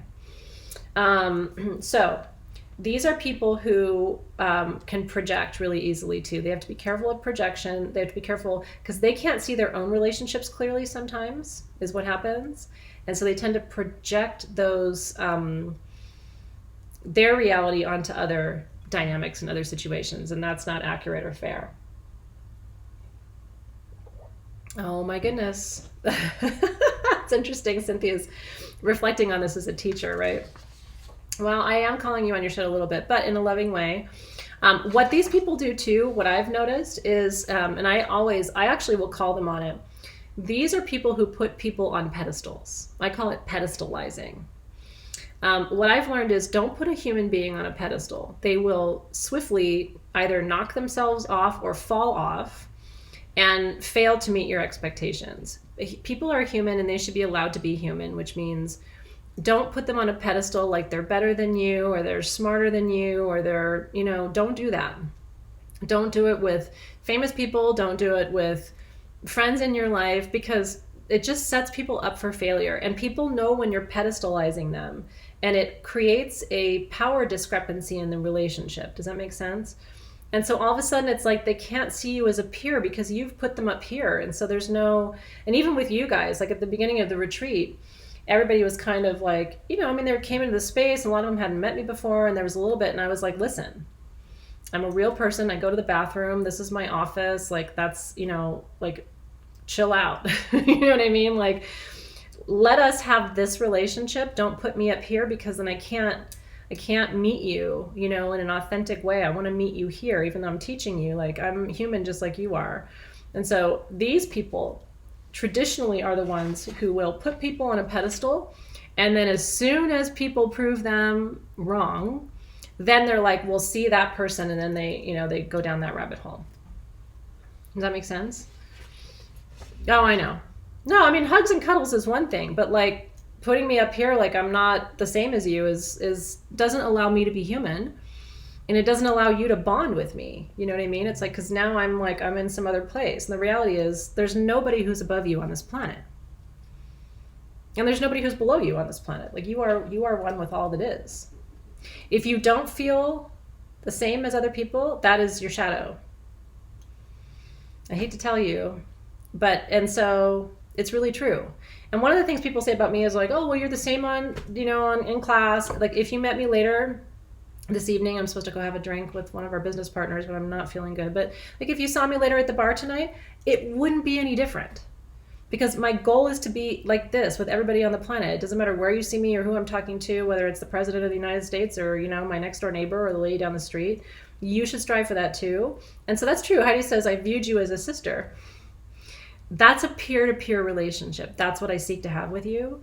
And so, but in your life, can you say, in service of what we're talking about tonight, can you honestly say that you're peer-to-peer with everybody? Or do you put people up here, you know what I mean? And they don't even want to be there. I mean, nobody's served in that dynamic. Well, it's true. Colin said that she loves this group because there's a lack of hierarchy. But I sincerely, do you know what I mean? Like, that is the goal. And anybody who seeks to be above you is trying to have power over you. And that's not a position you want to be in. That's not going to be a good relationship for you either. Myra, you're so cute. She goes, put the measuring stick away. Seriously, because if you really do believe that nobody's better than you and nobody's beneath you, then you automatically go into a peer relationship. Okay. 8th house shadow, you are the snoopers. This is the controlling orchestrator. You really fear death, people in this with this position, because it's the one thing you can't control. These people tend to have a pretty severe fear of dying. It's a very, very interesting one. I don't know if that resonates with you guys, but that's one of the common qualities of this particular position. Um, they don't always recognize their own power and how other people are drawn to it, so they can create these kind of like odd dynamics with people. But they're trying to control everything around them all the time. And one of the reasons the fear of vulnerability perpetuates the need to stay in control. And so the medicine here is learning how to let go of control. Now, if you're already evolved, you probably have already learned this. Maybe you've already worked your medicine. So you've already said, look, I can't control that, so I'm not even going to try. But a lot of 8th house people are still trying to change their partner, you know what I mean? Or like figure out how they can somehow control their own death, and these are people who will like go to elaborate measures to like write out their plans for what will happen to them after they die and stuff. It's like, live your life. Don't try to constantly move the chess pieces. Do you know what I mean? And if you're married to an 8th house, and you're in an 8th house, like you guys are going to have to work together to communicate around that. You know what I mean? Like we're 8th housing right now. You're trying to control something you can't control, and that's not going to work out for you. And then you can say, oh, we're 8th housing again. All right. That's right. I love that. Robert said, I practice the letting go of control. You don't have control anyway. People always ask me, like, how do I let go of control? And it's like, you just decide to let it go. Or you don't have it. You can't let go of something you don't have. It's like asking me how to break up with a partner when you're single. It's like, what the fuck? There's no point. Like, you don't have a partner. So, bye. I mean, you don't have it. That's really true. Some of these things are so simple. They're like, why are we even talking about this? But, and yet there's some part of us, it's like, nah, I think I can control it. And it's like, all right, well, you do you, and I'll be over here, like, doing me. Okay, the 9th house shadow is the self-righteous, flighty spirit. These are people who can proselytize. These tend to be fundamentalists. Sometimes religious fundamentalists have 9th house shadow. This is my mom's position, so no surprise. That's how I grew up. It's an extremist position. There's a zealotry, there's a blindness to other people's points of view and perspectives, okay? You know what I mean? Like when I used to ask my mom, because my mom, when I went to church a lot and my grandmother was a minister, so I remember asking my mom, like, so what if they don't, like, accept Jesus as their savior? And my mom would be like, well, they're going to hell. Any other questions? I mean, it's just like so black, white, no other perspective could possibly be accurate. I remember going, well, that's easy. I mean, at least it's clear. You know what I mean? Like, I don't like the answer, but okay. So that's 9th house. That is not my shadow. Which is probably why I'm like the antithesis of that, right? Like the last thing I would ever want to do is try to convince you of anything. But it's probably because I had to work through that shadow with my mom. Well, and this again, you're only going to struggle with this, you guys, on some level if you haven't done the integration work. This is a tendency. It's a potential. It's not a this is going to happen to you or this is how you are, right? So Carla, do you feel like you've already integrated this wisdom? Would be my question to you. Like if you feel like you don't struggle with this. When I get to mine, I'll talk you through how mine doesn't fit, but it's because I've done a lot of work around it. Okay? Does that make sense? All right. 10th house shadow, the overachieving driver. This is the person that makes everything into business. This is like the Capricorn of the Pluto placements, right? They are obsessed with their work, with their professional reputation, with whether people know who they are and what they're doing and where they went to school. Their real fear is losing their reputation, because to them their reputation is the most important thing. That outward appearance, because that's what 10th house is. My sun is in the 10th house, not my Pluto, but my sun. which means that my work in the world is very outward, which is why I teach online classes and I have a public profile, because that's part of like who I am and what I'm here to do. Everybody with sun in 10th house is that way, but Pluto in the 10th house engages the shadow there. So it's like, are you afraid to be seen? Are you afraid to be called out? Are you afraid someone's gonna ruin your reputation? Are you afraid, like putting yourself out there, like all of that kind of stuff, right? That's 10th house shadow. These are people who, what was my writing there? Suspicious. Not sure why I wrote that. Anyway, you have to figure out what integrity means for you if you have Pluto in the 10th house. So, and if that's your position, Amy, then that makes perfect sense. Okay, the 11th house shadow, the fractured loner. I'm surrounded by 11th house shadow. And honestly, I'm shocked that my Pluto's not in the 11th house. If you asked me to name it, I feel like this would have been mine, but it isn't mine. These are the people who feel like they don't belong here. Their shadow is, I don't belong here. I don't know where I am. I don't know how I got here. These are not my people. I'm a complete alien. You know what I mean? Like, I've spent enough of my life feeling those things that like this is a very comfortable shadow place for me. Does it resonate with you guys too? Okay, so 11th house Pluto here.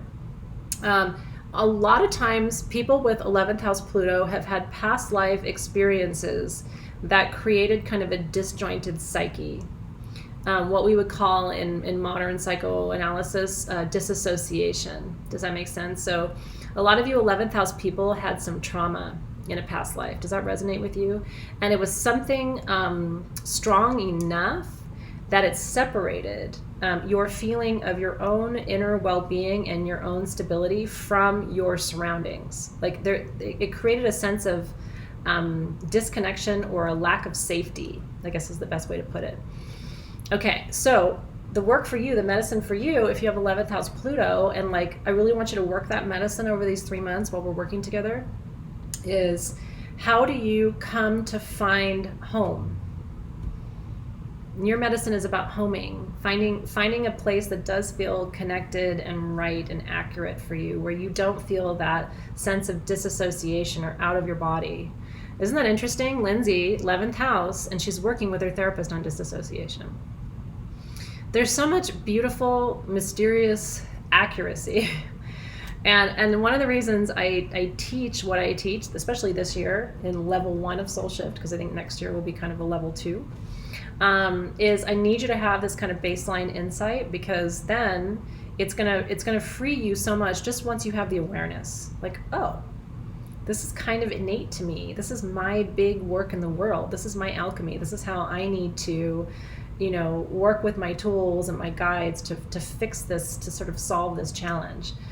If that's Chloe, that's very interesting, right, Tara? So, and I've seen you, Tara, like over the years, trying to figure out how to help Chloe feel at home. And you're such a good mom, you know what I mean? You make such a beautiful home for your children. But what you have to remember, and I really want to say this to you, Tara, but I think this is for more than just you. I think there's a lot of people, including myself at different times in my life, who have done this. You can end up taking on other people's shadow. So let's use the example of Tara and Chloe, right? If Chloe doesn't feel connected at home, right? Because she's got this disassociation, this sort of alien mentality. It's part of her shadow. If Tara takes that on, she can end up falling into some dysfunctional patterns, like, well, maybe I'm not making a good home. Maybe it's me, right? Rather than acknowledging that our children have their own shadow patterns. And we're actually here to help them untangle them, not to participate in them. We are not here to participate in other people's shadow. We are here to reflect back to them some medicine and an accurate mirror, do you know what I mean? So that they can work on their own stuff. So if that was my dynamic with Zoe, for example, I would be mindful, oh, she's shadowing, right? She's in this place where she feels like not a part of things or unwelcome or disassociated. So I'm going to be mindful of that. but it doesn't mean I'm going to then become codependent with that and then sort of fall into her shadow. Do you know what I mean? To bend over too far. Does that make sense? But it's hard. The parenting piece of this and the husband wife or partnership, husband wife, the partnership piece of this is real tricky, you guys. Because when we love someone, we want to help them. And then we're like, oh, well, I can fix this shadow for them. And it's shadow work is solitary work. The minute you try to help your partner, your child, your neighbor, or your friend do their shadow work without them coming to you and saying, can you please help me do some shadow work? You're falling down a well, and it will drain you mentally, physically, spiritually, psychically. It'll drain you. It'll take all of your life force away. So hopefully one of the things you're getting from tonight is, and we'll come back to medicine in just a second. Chelsea, I see your comment, your question. Figure out over these 3 months what your work is. And then notice what the other dynamics are in your life.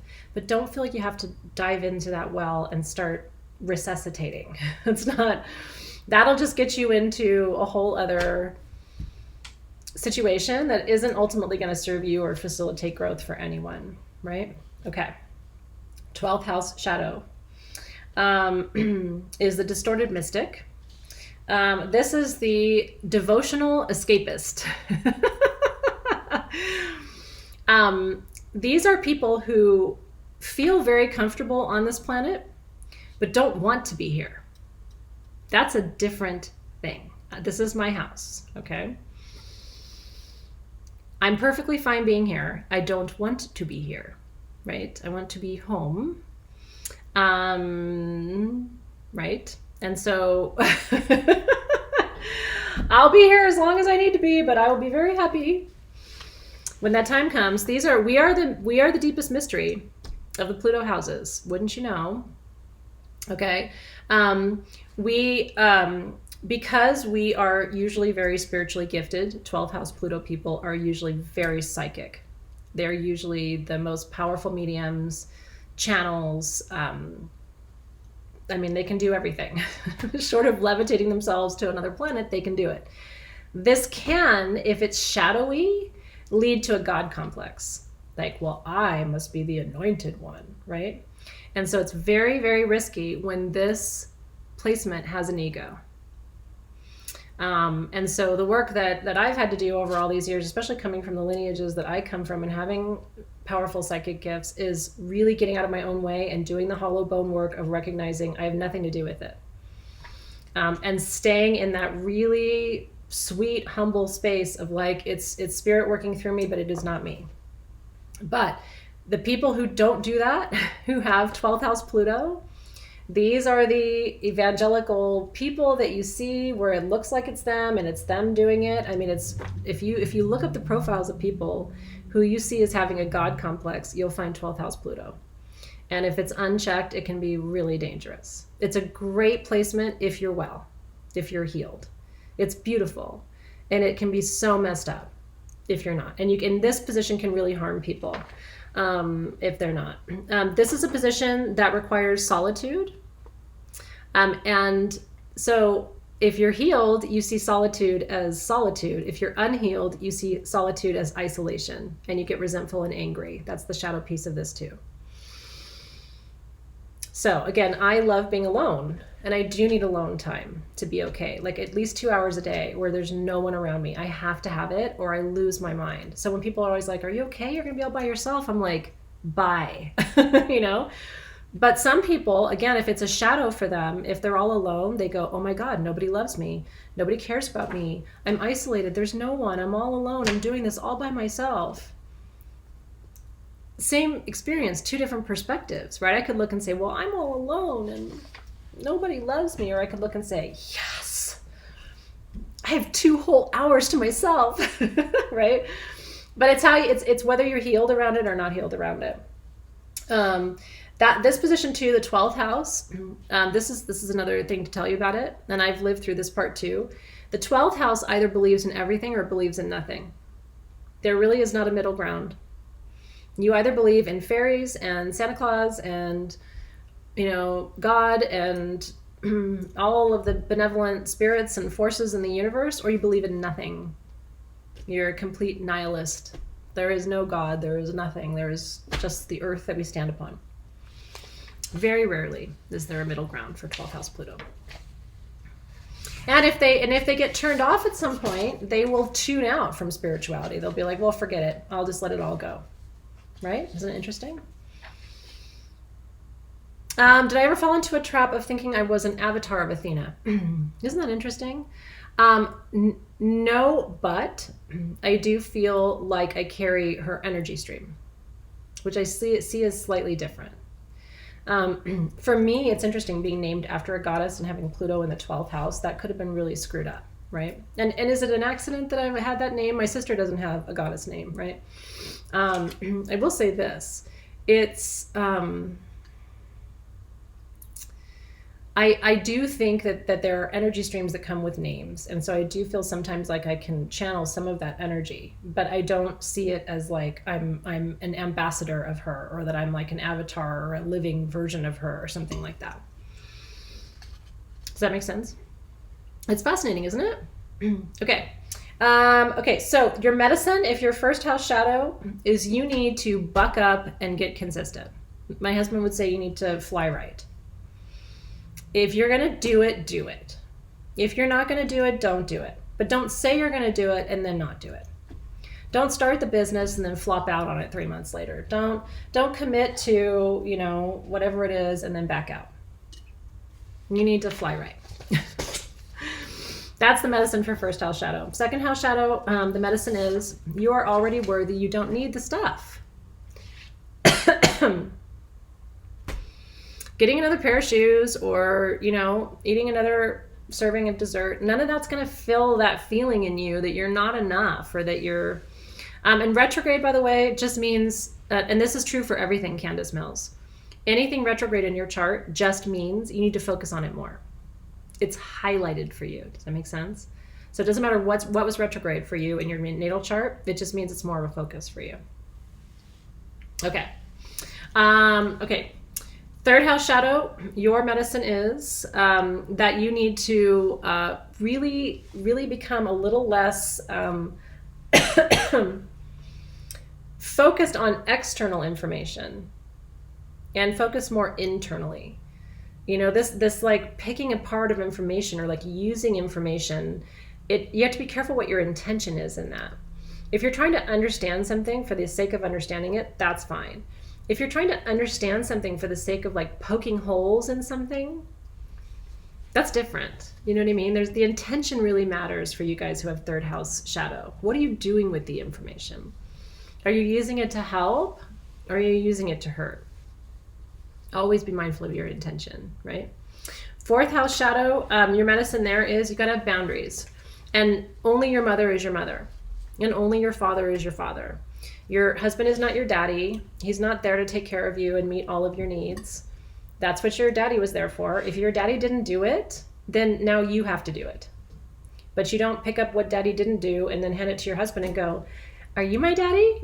To which your husband should say, "No, I'm not."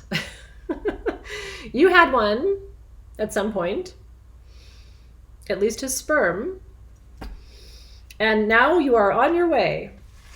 No, well, I mean, if your parents sucked, then you gotta pick it up. I mean, and I always say, like, I had 75% of what I needed, and the other 25% I have given to myself. And I will proudly say that I am my own daddy.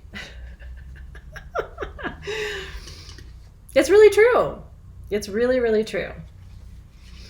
These are also people, by the way, who will try to make their daughters into a son. Like if they only had girls, they'll pretend like the older girl is their oldest son or stuff. Like there's all kinds of weird stuff in there. Whatever you didn't get as a child, you are now capable of giving to yourself, but don't expect another adult to give it to you. Have good boundaries in relationships. Know what to expect from people and don't expect outside the bounds. Everybody's going to stay in their lane unless you're having fun with it sexually, which is your own adult business. And we're not going to talk about that tonight. I don't know. I mean, Anik said, does not knowing a biological parent make a big difference? I don't think so. You know what I mean? It's like it becomes so simple at a certain point. You either got what you needed or you didn't, and now you got to give it to yourself. Okay. I mean, you're perfectly capable. Lola's like, well, then I'm leaving. Hashtag shadow. Just saying. Okay. The cranky critic, you need to engage more of the servant's heart and stop finding fault with everybody. Stop finding fault with everybody. They're doing the best they can. You may not like it. It may not be perfect all the time. But let it be. They're human. Let people be human. That's the medicine. 7th house shadow, don't project. And don't put people on pedestals. Like, do you. Stop worrying about everybody else. 8th house shadow, the medicine is, this is the orchestrator that's trying to control. Let go of the feeling of the need to control or the need to like put pieces together or manipulate anyone or anything. Find ways to work with people, like to work cooperatively with people rather than trying to like delegate stuff or trying to move stuff around. Did I skip the 5th house? I didn't mean to do that. Oh, 5th house people, the people who need to be seen. Just trust that you're seen. The medicine for 5th house is you are seen. If you don't feel seen, that is within you. That is not a reflection of others. You are seen. If you want to be seen more, tell people around you, I'd like to be seen a little bit more. I feel a little unseen. But don't go on Facebook and say, don't post 3,000 selfies and expect that that's going to fill the hole inside of you. It's not going to do it. You're looking in the wrong place. Ultimately, it's you that's got to give you what you need. So if you don't feel seen, that has to be kind of turned back on and saying, do I see myself? Do I think I'm a good person? Do I think I'm doing my soul work? These are big questions, but when the people who don't feel seen can't see themselves. They haven't gotten the self-love thing down. It's pretty deep, and there's a lot of people in that bucket, man. And I do see you, 5th house shadow folks. I see you. I see all of you. I think you know that. There's very few times in here where people say I don't feel seen, because I think you know that I see you. I'm a professional seer, right? Like that's what I do for a living, is see people. Sometimes I see them too much and they don't want to be seen that way. Because I'll look right through you, right? But anyway, okay. 6th house is going to start being more tender with people. 7th house is going to stop projecting on people. 8th house is going to stop trying to control shit. 9th house is going to have an open mind. You know what I mean? Like not everyone is going to conform to the same restrictions or the same conditions or the same belief patterns and all of that, right? They're not going to, and it's not their job. It really isn't. There was a man, I was doing some stuff here at the show. I told Dave about it. He was all mad. He's like, who said that to you? I didn't really care, but I shared it with him. I was showing someone a crystal and I was teaching them about it. And he said that it was so weird that I was talking about crystals. It's so weird that I was talking about things on crystals. And he looks at me and he goes, takes all kind of people to fill up the freeway. Okay. And I thought, that's 9th house shadow. Like, really? Like, am I that weird that you have to come and say that? Like, because I don't fit into your box of like people who just, no, it was rude. But part of me was like, he just shadowed all over me. Takes all kinds of people to fill up the freeway. Bye. And I'm over here like, bye. He just meant I was weird and like I'm another just weird person in the world. But obviously I don't conform to his little like, here are the 3 things human beings should do. And so, you know what I mean? But people just spew their shadow. It's like, okay, well, move along, friend. That happened here at the Denver Gem Show. And part of me, I'm like, why are you at the Gem Show? He was in a booth, not my booth, but I was in somebody else's booth. And I'm like, what the heck is he doing at the Gem Show? And then I moved on with my life. Oh my God, Dave is outside the window and it's super creepy. he did that, like, you know, the elevator thing when you go down, like you're going down the elevator. He just did that behind my computer screen. He's in the driveway outside. Anyway, whatever. I should have said back to him, yeah, well, it takes people like you to fill the freeway too. Anyway, okay. 10th house, you're gonna not make everything into a business meeting. 11th house, you're gonna stop being so judgmental, which will help you feel less alone. Right? We feel alone when we judge other people and we see ourselves as different from them. That's when we feel alone. And 12th house shadow, you're going to stop trying to escape. You're here on this planet and you don't get to decide for how long. So you're going to enjoy the ride. Look, you guys, I mean, honestly, I probably look crazy as the day is long to a good chunk of the United States population. The good news is I don't really care. I'm having a great time and I'm helping people and I love what I do. And I want you to get to that place too where you're like, well, I'm just over here singing my little song and you can sing with me or you can go over there and you can sing by yourself. Anyway, love you guys. Okay, so that was the bulk of the teaching. Can I just tell you, I got through 2 of my 6 pages of notes. I have a 7-layer shamanic consciousness lesson to teach you. I'm going to save it for session 2. I cannot believe how fast this time went by. I mean, what the actual just happened? Well, I was going to say, if I'm crazy, you are too, so whatever. At least I'm crazy in good company. I have friends in my crazy town. Okay, so we are going to dedicate our tools. And that will conclude our work for this evening.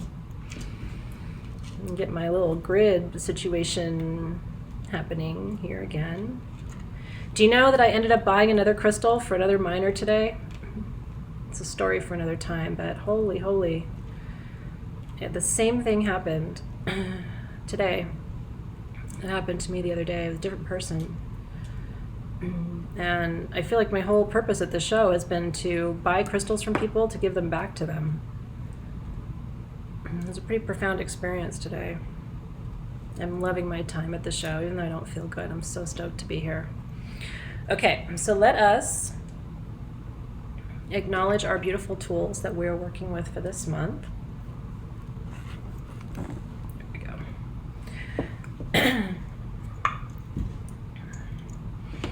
Okay, so we begin in the east. If you're new, you can just follow along. We begin in the east, which is the direction of the rising sun. It's the air element, so that's where all of our herbs are. And so this month we're working with red rosebuds, so sacred to Aphrodite, marjoram, these are all sacred to Aphrodite, foti root, which is sort of light and shadow medicine, and then meadowsweet. So we give thanks to the mother plants for yielding these beautiful herbs and offerings for us. We give thanks to the plants themselves for coming forward, and we bless them and we ask for their blessings upon the work that we will do with them this month and the month ahead. I'm blessing our little crafting tools. We are making a beautiful, sacred, enchanted beauty body scrub that we're going to work with this month. And then moving south to our candle, I'm just going to light it briefly just in service of acknowledging its presence. This is our balance candle. Ooh. And so the inscription on the candle says, as I light this candle, I call on Goddess Aphrodite to teach me the art of balance with a desire to know my own nature. I gaze at my self-reflection, seeing more fully who I am. I celebrate all that I love about myself and compassionately accept the rest. My power is in my wholeness, the dance of my shadow and light. Everything about me is beautiful, and I embrace it all. Amen aho. And so it is. Isn't that beautiful? I know I waited to light mine too, Karen. I did. I love this candle so much. So this candle was poured. By the way, let's just bless our candle. Bless our beautiful mirror. We're going to do ceremony with this mirror. You're going to be looking at yourself a lot. For some of you, that's shadow work in itself. I hope you like those mirrors. Those mirrors were custom made for us and imported. It took us like 2.5 months to get these mirrors, so we're super stoked about them and love them. It's the butterfly from Soul Shift. And then over here with our beautiful oils, this month we're working with Apricot kernel is our carrier oil. That's sacred to Aphrodite.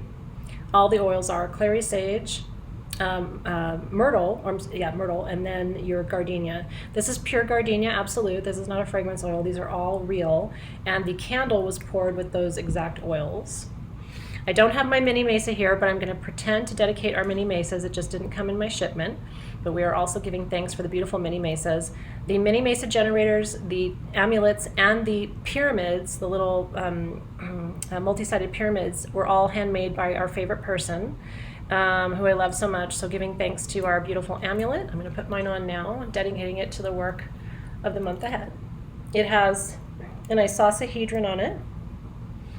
This is our shape of the month.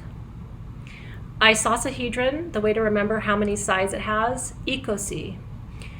Icosahedron comes from the Greek word ikosi, which means 20.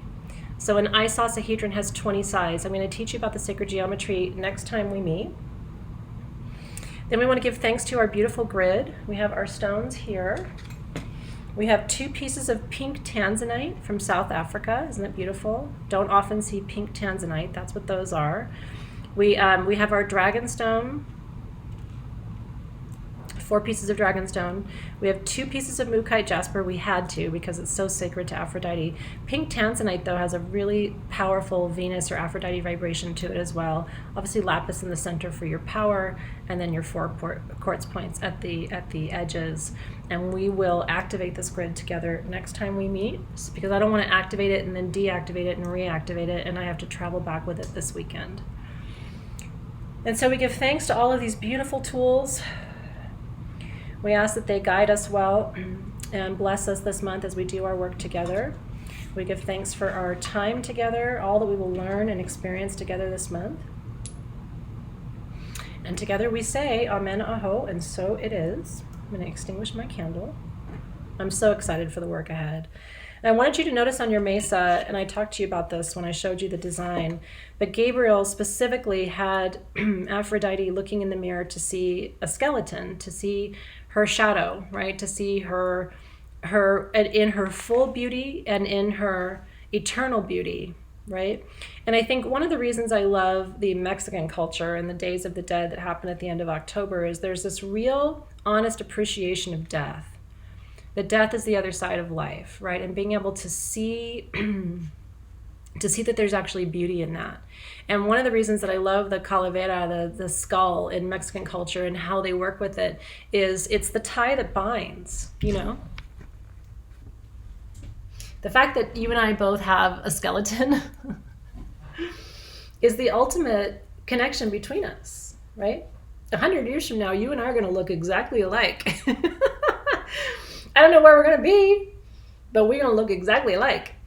And there's something really beautiful about that, right? Rather than like pushing it away or disassociating from it, right? So anyway, if you can do that dance a little bit and start to see death in that way, it's not, it's different. It takes on a different energy. But I also think the more spiritual work that we do, the less we sort of put death out there as this terrifying thing. Death, ultimately, what it is a reunion with essences and spirits and souls who've known you for thousands of years, millions of years, know you better than anyone knows you on this planet right now. And so I think it's like for a lot of us, that's why 12th house Pluto, and maybe that's why I have that placement and I'm a teacher, is to tell you like part of the reason that we want to go home is that sometimes we feel misunderstood here. Like when I'm in elder council and connecting with my guides and when I'm in ayahuasca and medicine space, that's some of the only time I feel understood completely and not like partially, do you know? Oh, that's interesting. Athena Mac has all these situations in her 8th house, which is of course the house of death and transformation.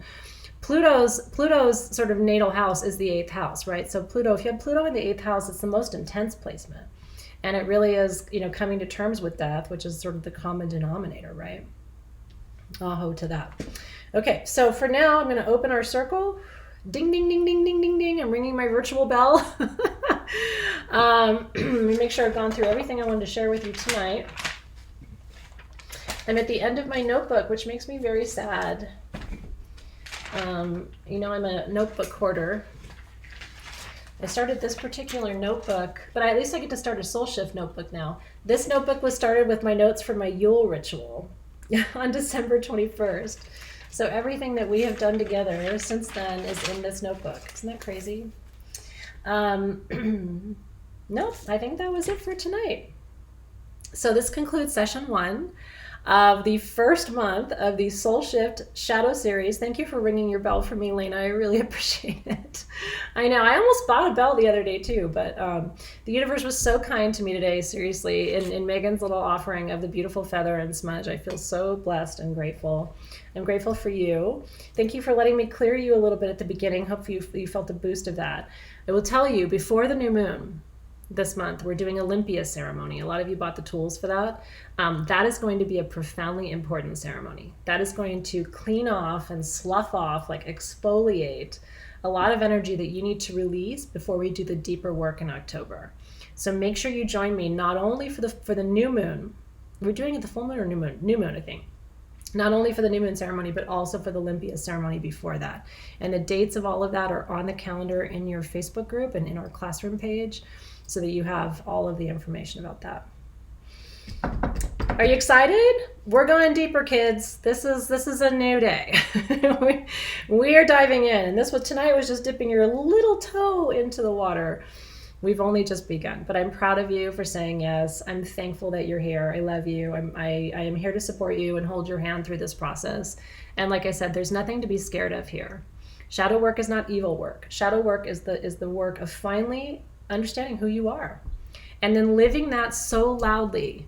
Because the one thing, and I'll leave you with this, when my grandmother was a huge influence on my life. And like I said, she's the reason that I still very much hold on to my Christian roots, despite the, breadth of practice. I still really feel those roots at my core. She honestly, and she's been gone for more than 20 years. I still feel her around me all the time. I love you, Grandma. But when she was dying, I asked her, what she regretted. And she said, I regretted not living more. I regretted not doing things because I thought, I shouldn't, or people didn't want me to, or that was, she's like, I just wish I had been more bold and been myself, and I wish I had done that earlier. And those words have really stuck with me. So do it now. 20 years from now, 30 years from now, 50 years from now, you're going to be so glad that you stepped forward and decided, I'm just going to be me. Because I will tell you right now, as your sister, there is nothing about you that isn't perfect, just as it is. And I hope you can really hear me on that tonight. Everything about you is perfect. As long as you are in service to the light and trying to raise the vibration of this planet, everything about you is exactly as it needs to be in this moment. There's nothing to change or fix, but there's a lot to accept. There's a lot to surrender. Aho, and so it is. All right, you guys, have a beautiful night. I'll look forward to seeing you. I'm going to be live again tomorrow. I've got all kinds of fun things to show you from the gem show, so don't get tired of me yet. Then we have full moon on Friday, and then you probably won't see me Saturday, Sunday, because I'm going to, Saturday you might, Sunday you probably won't. I'm going to snuggle up with the kids, and then I'll be back with you for more on Monday. That's a little bit of the preview of the week ahead. Oh, the giveaway. Well, shit, I almost forgot the most important part.